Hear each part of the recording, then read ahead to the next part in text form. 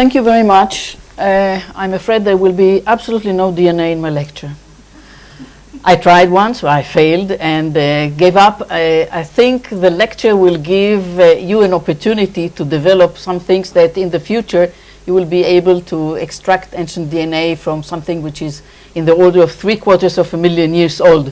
And that's what I'm going to talk today about. The Levantine aspect, there is a lot that was said about how people came out of Africa. Let's see. A lot is discussed about the roots. There's a lot of literature, really, thousands of articles and books. A lot was discussed about the roots, how they came out of Africa. And basically, there are two main models. One is along the geographical corridors, and we are part of this model in a way, because you can see the continuation here of the African Rift Valley, and all the way up to northern Israel, we are a sector of this, the Dead Sea Rift is a sector of this great rift. And of course, there are other, many other corridors. In recent years, there was a lot written about the dispersals around, along the coasts and the shores as the best means of going away from Africa and the colonization of Eurasia, of course. And I'd like to show you a single photo of one of the most recent articles that were discussing the discoveries, the latest discoveries of Saudi Arabia, and in contrast with the previous maps that showed how hominins went all the way around here and reached India and later China, you can see that once that there is a survey and we actually find a lot of Acheulean sites, Acheulean culture that I'm going to discuss today, lots of Acheulean sites in the interior of Saudi Arabia, in the close to old lakes that actually give us a mirror image of what we know about the Sahara and other parts of the world, where we have now deserts, but in the past climate we had the extensive water bodies that enabled hominins to live in these places. Sorry, I'd like to go back to the first slide. Tempo. In this slide, you can see a point of Dmanisi. In the literature, what we hear about is what is the time of dispersal, how many dispersals, as if we can speak about events, because as I've seen in the previous slides, the resolution of the archaeological results is not that high to answer all the questions. But tempo, so people say, okay, we have this kind of artifacts and cultures in Africa at 1.8 million, and then Dmanisi is dated 1.8 or 1.7 million. So the dispersal of hominins from Africa to Eurasia or to Asia was very fast. I would like to show today that this is not as simple as that, and the people are not rushing on the corridors or on the coast from one point to another. The adaptation is basically one of the most important things. You're leaving Africa, you're leaving a savanna, a biota of a savanna, and you're going to Northern Europe. I mean, all the way in this culture, all the way to Holland, and to other places in the world, and that some of them are not very comfortable, and the flora is totally different, the fauna is totally different. It takes time for the hominins to adapt. And the mechanisms, the literature has recognized 4 stages, 4 different dispersals. 2 of perhaps of the one of the old times, and then another one more recent, and the third one is that one of the Homo sapiens that came out of Africa and dispersed all over. I think that the mechanism is much more complicated, much more complex. We don't have enough evidence for the time being to discuss it all. And what I would like to do today is to show you that what we can learn from archaeological sites when we have the opportunity to have a multidisciplinary study going on and showing different things. what is the evidence, apart from the models and all the rest? The evidence is hominin skeletons. They are extremely rare. They are rare in Africa in some time periods. They are rare in Europe, and they are very rare in Asia. We were extremely lucky in Bonisi to have 5 skulls of Homo erectus with fantastic diversity. We are very fortunate to have in Cima de los Huesos in Spain quite a number of individuals of Homo heidelbergensis, for example, that shed light on the European colonization. But when you look at the distances and the geographical terrain and you compare it, you see that very little actually is known about the hominins. The genetics, we know, we have evidence. In the early times, still very little. We've seen yesterday and today that in the Chalcolithic or the Neolithic, we are gaining much more knowledge. And material culture, which is all what is going under the traditions, the lithic, the cultures, the early cultures of the prehistoric times. And I'm going to touch upon this last issue. This is our hero, or one of the potential heroes. This is Homo erectus, and he is the first one to go out of Africa. Until now, perhaps we'll have surprises in the future, but until now, this is the first hominin that leaves Africa. And it is of great interest to understand how this type of hominin survived, adapted, and was able to, of course, multiply and get all the way down or east to Java. Okay, it appears first on the African continent about around 1.9 million years. It is usually in Africa associated with the Acheulean culture, which is characterized. That's the color of his eyes? Sorry? That's the color of his eyes? Well, you should tell us. I mean, the geneticist. No. This is not. This is a reconstruction of the type of hominin. So we have quite a number of sites with this Acheulean culture in East Africa, particularly in areas which are close to us, that is Ethiopia and of course Kenya. But the Acheulean is all the way from southern Africa all the way to the Maghreb, and from Portugal all the way to southwestern China, and I wouldn't not dwell on it. But what we have in Israel is, this is the map that shows you our part of the world. We call it the Levantine corridor, because it is a corridor for the fauna, it is a corridor for the flora, and it is a meeting point between the African features and the European features and the Asian features, and all get together in the Dead Sea.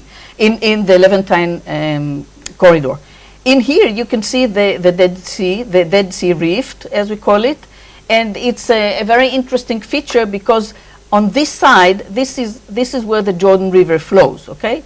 And on this side of the Jordan River, that's what I asked for. Very interesting. Okay.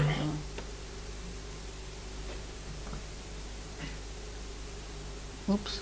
Okay. This part is the African plate, and this part of the Jordan is the Arabian plate, and the two plates are bouncing against each other, causing a lot of tectonic activities all along the rift here. And as a result, we have two very ancient formations that peep out because of the pressures that the formations of the geological situation, peculiar situation. This one is Ubadia, is our earliest site, which is 1.6 million years old, and is a geological formation that gave us a lot of information both about the lithics of the hominins, all the stone tools, and also about the fauna that prevailed in this part of the world.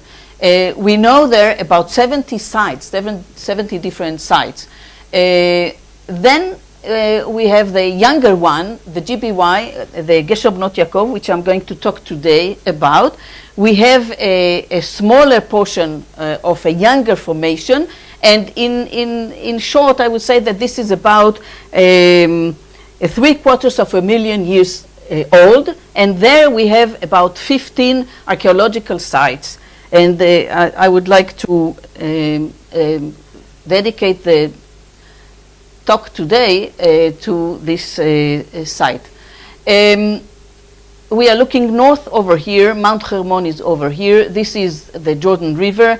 This is the Arabian plate, and this is the African plate, and this is the site continues for about 3.5 kilometers in length, which is an African dimension when you compare it to the European sites or some of the Asian sites. Exposure is minimal because of these tectonics, and this is part of the formation. In order to understand what is going on, because exposure is minimal, we had to drill 2 drills to a maximum depth of about 120 meters, and now we understand that the package of sediments that are demonstrating the presence of a big water body here in the Hula Valley. We are on the margin of this water body, and all this package of sediments of the lake margin are sitting on basalts which are dated to about 1.1 million years, 1.3 million years old. So in short, all the human activities that we'll see in our research is actually younger than 1.1 million years and older than 0.5 million. So we have bracketed very nicely. As a result of the tectonic activities, you can see that everything that we have excavated was tilted. This is a very unique situation in comparison with other sites of the world. We had to develop all kinds of methods to tackle this issue and to be able to do a good archaeological or a proper archaeological job. Here you can see that there's water. The site is waterlogged, and the fact that it is waterlogged, it gave us a lot of information that other sites usually do not show. And very early upon the excavation, we have been able to identify these kind of tools. These are all called Handaxes. They were first identified in France, of course. But now they are very common identified in all the Acheulean sites, and you can see that they are usually worked on both faces, and this is a Handaxe, and this is called a cleaver, both of the same family, and the cleavers are typical classical African tool. We find them in many of the African sites, and the first time that it was found here, it was identified as one of the markers that connect this kind of industry with the African story. So in a way, it's a good marker. And also, please note that these artifacts are made on basalt, and in Africa, they are usually made on volcanic rocks as well. Just to perhaps emphasize this point, in France, in Europe, they are, except Portugal, southern Portugal and Spain, there are only 2 valley systems in France that have this kind of tools, so that it's really geographically very limited.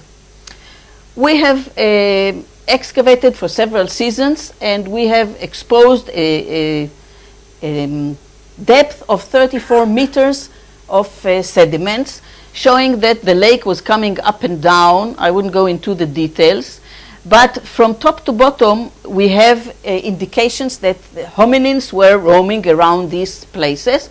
From this area to the top, we have cut into, in our trenches, cut into very large and very dense sites that yielded assemblages of fauna, of flora, and of artifacts, a lot of them. In here, we found the Bruns-Matuyama palomagnetic reversal, so we know that this is 0.78 millions. At the bottom, that you don't see here, is the 1.1, so we know where we are chronologically. we can see that the lake came up and down, and it is undulating, and it is associated or correlated with marine isotope 20 to 18, which gives us the time span of this sequence. I will show you the following slides will be here, will dedicated to what we have found in this part, but as I've said, both artifacts and other things were found all along this sequence. Okay, what I'm going to do is now divide the talk into 3 parts. I will talk about paleo-botany, then I will talk about paleontology, and then at the end I will talk a little bit about the artifacts. I know it's a Schlafstunde, but I hope you'll survive. I'll do my best. I would like to present the questions or the issues on which we dwell and the objectives of research. I would have, of course, no time to discuss it all, but we wanted to reconstruct the paleobotany. We wanted to reconstruct the paleo-hula flora to focus on submerged and bank vegetation, to know how many extinct species we have in comparison with the present flora, what were the paleoclimatic implications, and the unique archive of diet, because you know, in early sites, you usually hear about what type of meat or marrow hominins ate, but they ate a lot of floral material. The photo is trapa natans. Is usually, I guess, you eat it in Chinese restaurants. It's armonei maim, water chestnuts. So this is the oldest indication that in the hula in northern Israel we had this plant which became extinct. So we have found about 100,000 botanical remains. I'm old and getting old with the project because it takes a long time to go through all these. We have 26 species of wood, bushes, climbers, and about 129 species of different fruits and seeds. And in this photo you can see the pop macana. This is one of another very nutritional plant, nut that was growing in the hula and is growing today from India eastwards all the way to Japan. So, and it's excellent in terms of nutritional value. We were able to classify also the remains of the wood and the climbers and the bushes according to the different areas where they grow. And we were also able to identify 50 different species of edible material, particularly nuts, but also other things. Also remains of plants that produce underground storage organs, and that's the first time that, apart from the theoretical models, we find indications that it actually existed in that area. And of course, the edible component is of great importance, because if people lived, and I forgot to say that we estimated this section that we're working on 100,000 years, and the area where is rich with biophases to about 50,000 years. So the people had enough time to get acquainted with the flora and with the fauna, and of course with the rest. But this archive is of great importance, because this is the first time that we can actually discuss what was the early diet, not the American style, but early hominin diet in the realistic sense of the sites. Now, about paleontology, there are issues which are the hunter's choice, the way that the carcass was handling, the technology and cognitive ability. It's not that simple to hunt an elephant. Yeah, you see the elephant skull that was found at the site, and Tomorrow, those of you who will go to the visit in the natural collections will be able to see more of the bones if you have an interest. And of course, we are interested in what these hominins were capable of eating, hunting from the paleontological world. What we've done is, you see the order of the layers from the youngest to the oldest, and I wouldn't bother you with all the species. Please see that the elk didn't exist, but it's we have 3 different types of cervids. And what you can see from this diagram is the elephants, hippo, and the cervid, the Dama SP, were the most favorable species in terms of consumption at the site, because Rivka Rabinovich, who's sitting here, identified a lot of cut marks, breakage of the bones for marrow consumption, as was the elephant skull and others. So we know what was the steak, the favorable steak, as we know what were the favorable nuts that associated with it. We have done a roadkill map for the Dama, and you can see over here all the locations with the little arrows where the cut marks were identified. On the left-hand side is GBY. On the right-hand side is a modern humans, Aurignacian humans. I guess now Proto-Aurignacian is very well acquainted here in the audience. So this is about 30,000 years old, done by modern humans, and you can see that there is a great similarity, which means that these hominins that we don't know exactly if they were Homo heidelbergensis or type, or they were Homo erectus type, because we don't have any hominin bones, but they were capable of understanding the anatomy, not only hunting successfully, but also understanding the anatomy of these animals, like modern humans. Okay, now about fish. Fish is supposed to be consumed first in the literature when modern humans appeared in Europe, say 30,000 years ago. But recently Neanderthals were identified as consumers of fish. There's not too much information about it, but we have very nice data that the people at GBY consumed fish, and they had their favorites. Of the 3 families that they were, we have sorted some 40,000 segments. They liked carps, and these carps were huge carps, and this is of course the. See, I don't have to lecture even, of course. Okay. What are these? These are teeth, pharyngeal teeth of carps that eat a lot of mollusks. Carp? Carp, yeah. One particular species of carp. And you shouldn't put your finger in its mouth.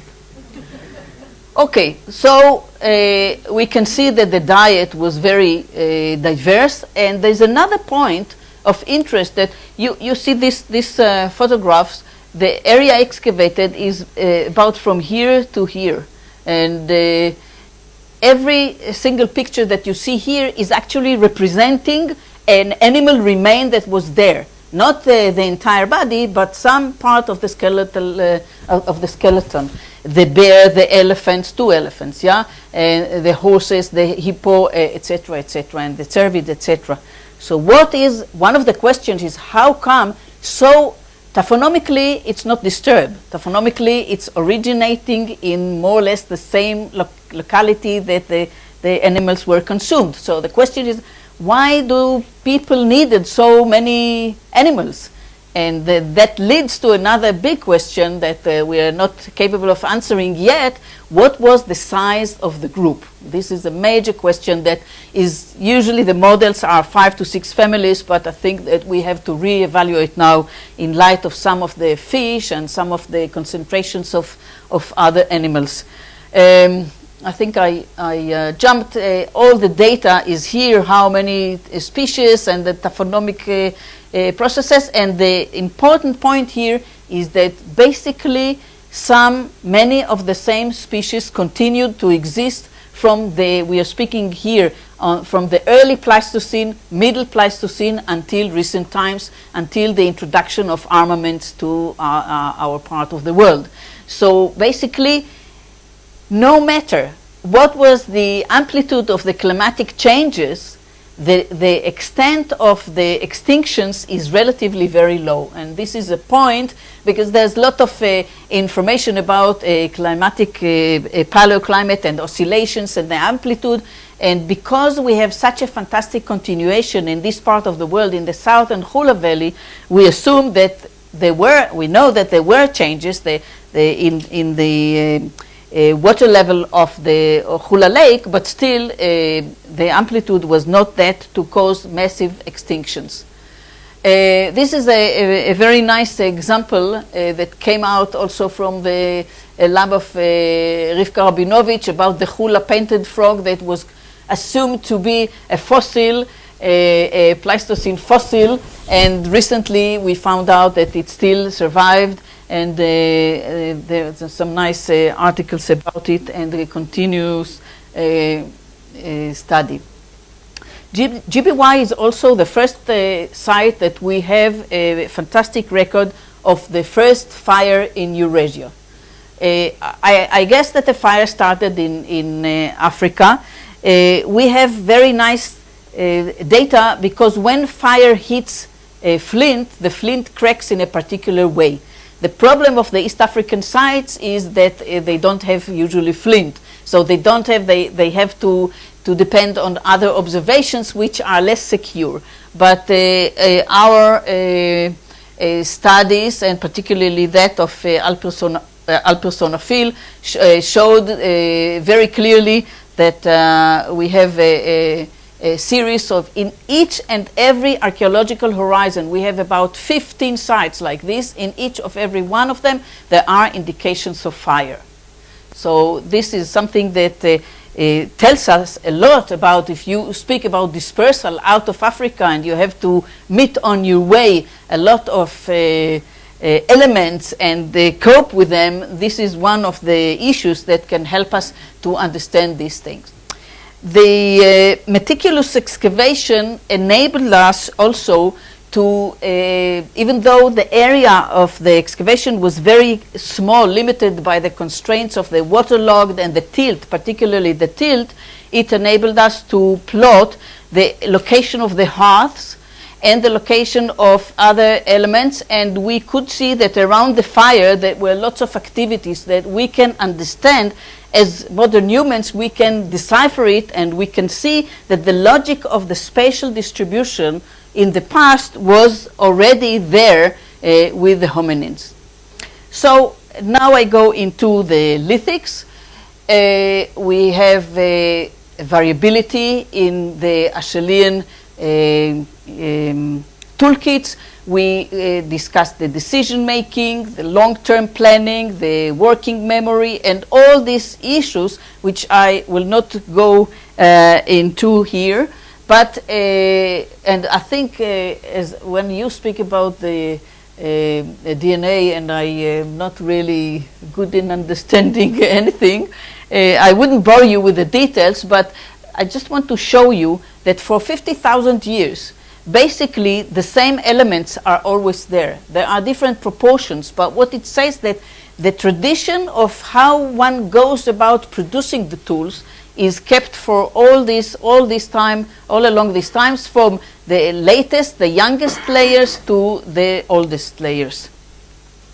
And people had to adapt also not only to the fauna and not only to the local flora, but they had also to know how to get into the different types of rocks in order to produce the tools, because it's only rocks. So here you have an example of hammerstone made on flint, and here you have an example of different hammerstones made of limestone in order to crack open huge bones. And you can see that it's very different because of all this. It shows that the people used a lot of energy in order to work with this tool. Then this photographs is taken from Olor Gezaili from Kenya. And it shows you that the volcanics sometimes produce at a particular, the densest part of the flow, of the basalt flow, it produces slabs. At GBY, they use the thick slabs. It's about 40 to 50 centimeters thick in order to produce huge cores. And from this huge cores, they produced flakes, and on the flakes, they produced the Handaxes. But at GBY, they also searched for thin slabs, and they made them into anvils. In short, I think the fact that we can see similar phenomenon to those of the African sites, not always described well in the African context, but we have the same phenomenon in GBY, and now when the information is coming out from other places like Saudi, we can see the parallelism and the search for the hominins for particular usage of particular raw materials. So this is the end product. First they plan to go to this, to search for the slabs, then they take the slabs, and then they produce cores, and from the cores they produce flakes, and the end product is this biface. It's a very long planning procedure that continuously occurred at GBY. But when they didn't have the material, or when they met another material which they could have used in terms of size, flint is usually very small, but when flint was good enough, they knew exactly how to work on the flint. So there is flexibility in their cognitive abilities. They also looked for materials that they did not intend to change the morphology.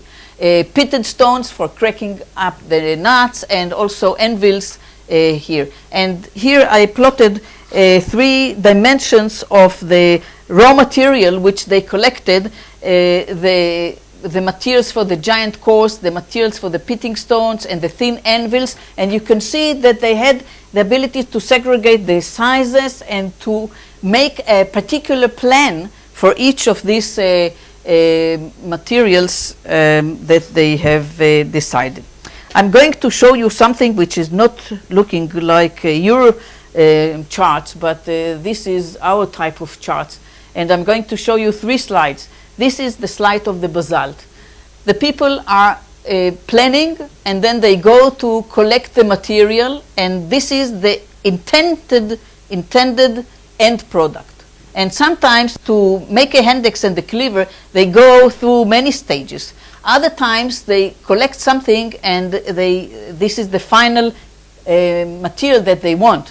And other times they take also material and they don't work much. So in other words, there is a fantastic flexibility within the same raw material. Not only the basalt is done for this and limestone for that, but even within the materials, because we are trying to gain some information about what were the abilities of these early hominins. And this is the chart for the flint. They go for completely different things. And at the bottom here is the flake tools, and in the middle they go through different stages. And totally different is how they deal with the limestone. They actually go from stage A to B, and that's what they want. But if the stone cracks on their way, then they know how to compensate and to make something different from it. So this is basically the 3 charts that summarizes the abilities of the hominins to plan and to produce artifacts on 3 different raw materials. So what we can say is that the water, the lake, this sweet water lake that existed always in the Hula. We know that the Hula is probably 9 kilometers deep, this valley, and there were always lakes there. So the water enabled all these species to coexist there, the fauna, the flora, and the hominins, of course. And we can see through the finds that the adaptation was not a swift a process, but it took time, and it was consistent. The same traditions went on, and the same types of what they utilized, they said was the same. We have 2 different totally different technologies, entities within the Acheulean. So at least we have two different waves coming out, because Ubadia is older and it's similar to other sites in East Africa than GBY. And we can also show that all of the species that I was showing, both in the flora and also in the fauna, are actually Mediterranean species. So if you have the ability to consume acorns, and you continue to Europe and to Asia, and you always have acorns with you. So there's no problem. You can, once you know how to treat them and to get rid of the toxins, then you can have a staple as you go. But this is only a hint to what they have learned. And I think that the fact that we can see that at least in this part, small part of the Levantine corridor, inside this Rift Valley, we have two sequences.